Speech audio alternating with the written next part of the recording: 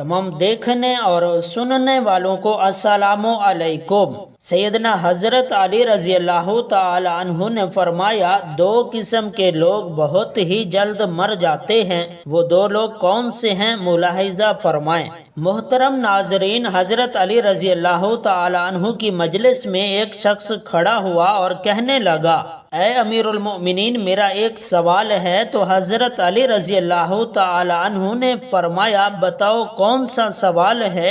کہا، مجھے بتایا جائے وہ کون سے لوگ ہیں جو جلد ہی وفات پا جاتے ہیں، اور وہ کون سے لوگ ہیں جو دیر تک زندہ رہتے ہیں۔ اور اتنے میں دوسرا شخص کھڑا ہوا اور کہنے لگا، اے امیر المؤمنین، میرا بھی ایک سوال ہے۔ سیدنا حضرت علی رضی اللہ تعالی عنہ نے فرمایا، کون سا سوال ہے؟ تو وہ شخص کہنے لگا، یا علی، میری بیوی جو مجھ سے پیار نہیں کرتی بلکہ نفرت کرنے لگ گئی ہے، مجھے کچھ ایسی نصیحتیں ارشاد فرمائیں، مجھے کوئی ایسا عمل بتائیں جو میں اپناؤں اور بیوی کی نظروں میں قابل عزت اور قابل احترام بن جاؤں۔ حضرت علی رضی اللہ تعالی عنہ نے پہلے والے شخص کو مخاطب کر کے فرمایا کہ وہ کون سے لوگ ہیں جو جلدی مر جاتے ہیں، اور وہ کون سے ہیں جو دیر سے مرتے ہیں۔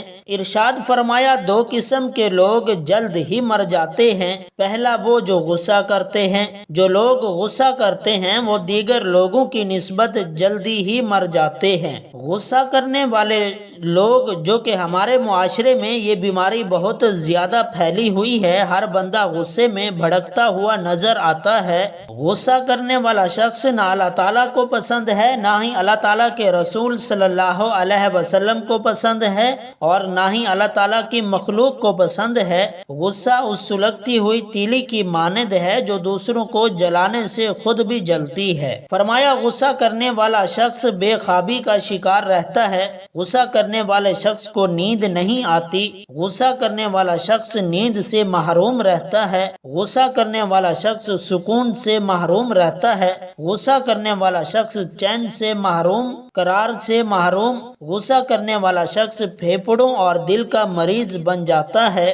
جب یہ پھیپھڑوں اور دل کا مریض بن جاتا ہے تو یہ شخص جلد ہی مر جاتا ہے۔ ناظرین، غصہ انسان کی شخصیت کا باطنی اظہار ہوتا ہے۔ جب انسان کے مزاج کے خلاف کوئی بات ہو جائے تو اسے ناپسندیدہ عمل کے رد عمل میں کیے جانے والے اظہار کو غصہ کہتے ہیں۔ غصہ انسانی فطرت کا لازمی جزء ہے، لیکن اگر یہ ایک خاص حد سے تجاوز کر کے انسان کو اندرونی اور بیرونی طور پر مصائب میں مبتلا کر دے تو کسی مستند ماہر نفسیات کے مشورے سے اس کا تدارک ضروری ہے، ورنہ یہ ڈپریشن جیسے امراض کا موجب بن جاتا ہے۔ علامات: غصہ کرنے والے شخص کو ہائی بلڈ پریشر، چہرے کا سرخ ہو جانا، دل کی دھڑکن کا تیز ہو جانا، تیز سانسیں لینا وغیرہ۔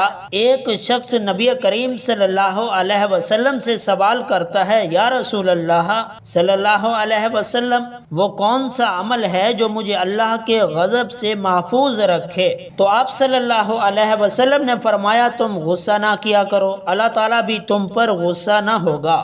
دوسرا شخص وہ جو ہر وقت، ہر گھڑی، ہر لمحے اپنی نظریں ادھر ادھر پھیرتا رہتا ہے، وہ شخص بہت ہی جلد مر جاتا ہے۔ جو شخص دنیاوی لذتوں کے پیچھے بھاگتا رہتا ہے، جو بندہ دنیاوی خواہشات کے پیچھے بھاگتا ہے، موت اس کے پیچھے بھاگتی ہے۔ جو بندہ دنیاوی لذتوں کا پیچھا کرتا ہے، موت اس کا پیچھا کرتی ہے۔ دوڑتے دوڑتے یہ شخص جیسے ہی دنیاوی لذتوں کے قریب جاتا ہے، نفسانی خواہشات کے قریب جاتا ہے، جیسے ہی لذتوں کو چھونے کی کوشش کرتا ہے، لذت حاصل کرنے کی کوشش کرتا ہے، تو یہی لذت اس بندے کو پکڑ کر موت کے منہ میں لے جاتی ہے۔ لہٰذا اس طرح کے لوگ بھی جلد ہی مر جاتے ہیں۔ حضرت عائشہ صدیقہ رضی اللہ تعالی عنہا سے روایت ہے، آپ فرماتی ہیں، میں نے رسول اللہ صلی اللہ علیہ وسلم سے دریافت کیا، عورت پر سب سے زیادہ کس کا حق ہے؟ حضور اقدس صلی اللہ علیہ وسلم نے ارشاد فرمایا، اس کے شوہر کا۔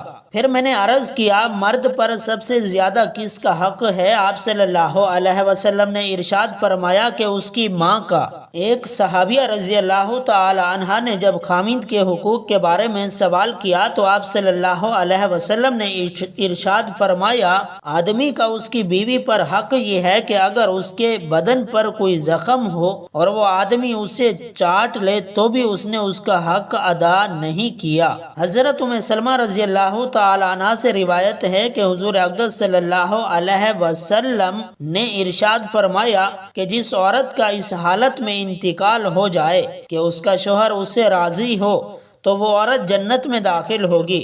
اللہ تعالیٰ میرا سنانا اور آپ دوستوں کا سننا اپنی بارگاہ الہی میں قبول اور منظور فرمائے، آمین ثم آمین۔ تمام دوستوں احباب سے گزارش ہے کومنٹ باکس میں اللہ تعالیٰ کے 99 ناموں میں سے کوئی ایک نام ضرور ٹائپ کیجئے گا۔